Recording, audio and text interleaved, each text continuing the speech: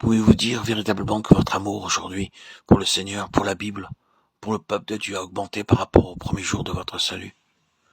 Cela en est-il ainsi? Par exemple, des couples font preuve de beaucoup d'amour dans le premier mois de leur mariage. Ils travaillent ensemble, ils s'assoient ensemble. Mais 3 mois après, ils sont fatigués l'un de l'autre.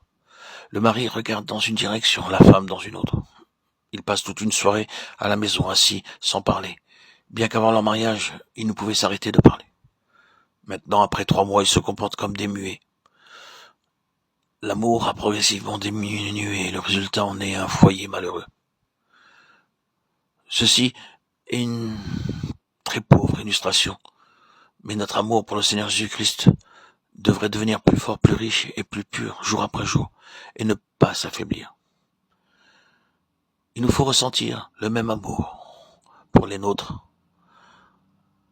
Certains sont dans les ténèbres et ne connaissent pas leur chemin et ne savent pas qu'ils sont responsables de leur comportement. Beaucoup nous haïssent, mais nous pouvons prier pour eux. S'ils nous froissent, nous pouvons demander au Seigneur d'avoir pitié d'eux. Ceci est l'expérience de l'amour spirituel qui est éternel, patient, comme cela nous est rappelé dans Colossiens 3, 12, 14. Ainsi donc, comme des élus de Dieu, saints et bien-aimés, revêtez-vous de sentiments de compassion, de bonté, d'humilité, de douceur, de patience. Supportez-vous les uns les autres, et si l'un a sujet de se plaindre de l'autre, pardonnez-vous réciproquement. De même que Christ vous a pardonné, pardonnez-vous aussi. Mais par-dessus toutes ces choses, revêtez-vous de l'amour, qui est le lien de la perfection. Ceci est l'amour spirituel que Dieu réclame de nous. Il ne peut y avoir aucune excuse. Si nous désirons un héritage céleste, alors nous devons être affectueux, bons, tendres, gentils, sympathiques, tout le temps, et non pas occasionnellement. Paul définit l'amour dans 1 Corinthiens 13, 7, 8. Il excuse tout, il croit tout, il espère tout, il supporte tout. L'amour ne périt jamais. Les prophéties seront abolies, les langues cesseront, la connaissance sera abolie. Nous avons connu l'amour en ce qu'il a donné sa vie pour nous. Nous aussi, nous devons donner notre vie pour les frères.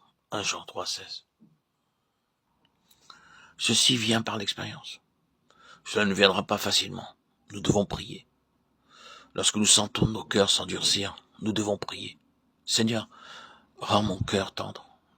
C'est ma prière quotidienne. Seigneur, garde mon cœur tendre. Nous parlons tant que notre cœur s'endurcit. Nous disons tant de choses blessantes, sans aucune considération pour les sentiments des autres. C'est uniquement par la prière que nos cœurs demeurent tendres, affectueux et bons. Ce don de Dieu est possible. La parole de Dieu l'affirme.